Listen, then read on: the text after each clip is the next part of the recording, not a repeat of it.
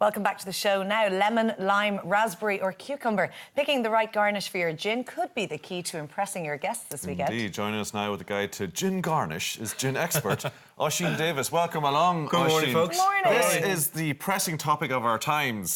This is What's it, to like, put in your gin, right? It used to be just throwing a slice of lemon in there, and now you can have literally anything in a gin. Well, you see, what's going on is there's so many different types of gin using so many different types of ingredients, and gin distillers call them botanicals, okay?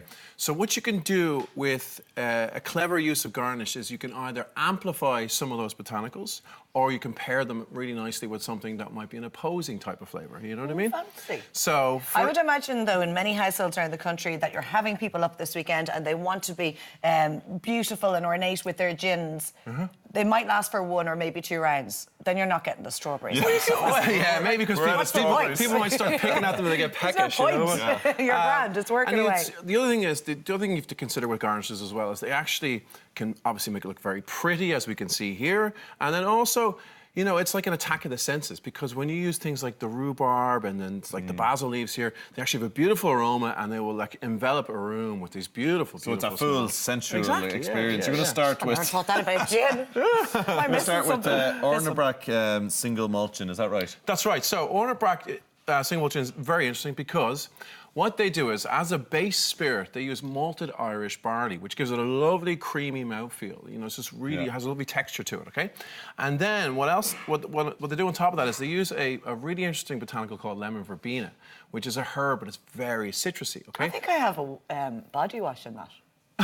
No, I do. Yeah, I wouldn't no, be it is really surprised. fresh. Don't drink your body wash. That ingredient We for strongly Benny, you see advise it. against that, You see okay? the verbena a lot in ingredients, This is an interesting garnish. This was recommended to me by the brand owners themselves. So what I have here is some Granny Smith apple, and I've paired this with Poacher's Classic Tonic Water because it's also an Irish tonic water, so it's nice to have an Irish tonic with an Irish gin. And the tonic water has a little sprinkling of thyme in it, okay? So what the thyme does is just gives it a bit of a, I suppose, a boost of flavour and gives it some depth, okay? And the Granny Smith apple, now, this is quite different, Looks okay? fab, doesn't it? It looks fantastic, you see, and it has a beautiful aroma. Yeah. But, you know, what it does is... Cheers. I'm actually going to have one myself. Come on. Cheers. That kind of a morning. So, and what the apple does is it gives it a sharpness and it gives it a lovely freshness, exactly as you said there, Laura, and actually just kind of, you know, gives it a beautiful freshness. And it's sweet. That's what I love about it, because sometimes for me, gin it's just too bitter, and the tonic water is too bitter. Yeah. So this one, is sweet. Yeah, it's the sugar level isn't too high on the tonic water, just at the nice right amount. Quinine's at a good level too. The apple just kind of brings it all together. Binds the flavour. It doesn't taste appley. It's not like but it enhances the gin, the G&T taste. Honestly, this may sound crude, but think about making your perfect gin and tonic almost like you would like making your ideal sandwich or your ideal pizza. You know what I mean? Like create your own. What you're going to say there.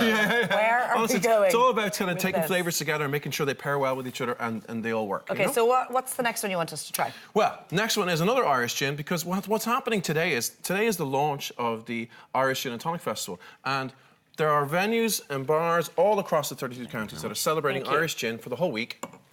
And it's all there on the greatirishbeverages.com website. There's loads of events happening and tastings and just bars getting stuck into Irish gins.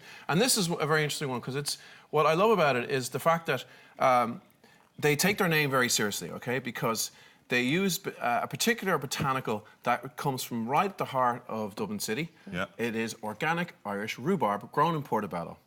I might add, just literally a stone's throw from my own house. Really? Yeah. So it's a botanical I can actually see from my own house. You just go and nix them, did you? That's nice. This is rhubarb used in the making of the gin. Exactly. And it's in your garnish as well. So what I did was I wanted to amplify the rhubarb in the gin by putting some fresh rhubarb in there, okay? And then I hit it with a sprig of rosemary. So what I did there was I just sliced some rhubarb and I used the rosemary to cut right through it almost like a cocktail stick, you know? And you can make these in advance, of course. Really you easy just to pile do. them up. Exactly, yeah. It took a few seconds. But what the rosemary does is it gives a beautiful aroma. Yeah. You can smell it in the room. Well, you're raising it up and you're already getting the... Yeah. You can get it. It's glass. great, isn't it? Yeah, it's beautiful. great. That's why, you know, this is one of the reasons why gin and tonics are so popular. This is, as you said, it attacks all the senses. Lovely gin. Last but not least, you see this a lot more often, strawberries and basil. This will be my last one, favourite now. Pink gin. This really works. Really, honestly, there are more and more pink and strawberry gins on the market there now, and this is one of my favourites. This is Beefeater Pink, and all it really is the Beefeater, which is a classic London dry gin. I've always been a big fan of it, and to that then they add some strawberry juice. Okay, and that just gives it this lovely pink colour, but then indeed a lovely fruity taste and aroma. That's summer in a glass. And it's quite light, so the ABV is a little bit lower than most other gins. Yeah. You pair that with some really nice Fever Tree Elderflower tonic water, hit it with the basil, hit it with more strawberries, boom, that is summer in a glass, as you say. Elderflower and basil and I've written a ad strawberries. campaign for What's not to like about that? Cheers, folks. Cheers. Strawberries, Oisin. Granny Smith's, They're rhubarb, actually any all old thing at all. They're all gorgeous. You know, It's delicious. Great stuff. That's my Oisin. favourite. We're supposed to wrap, but we're busy. Earlier on, we got to tuck into a chocolate Oisin. brownie. Here's how you can make it yourself. Thanks, Oisin. Cheers.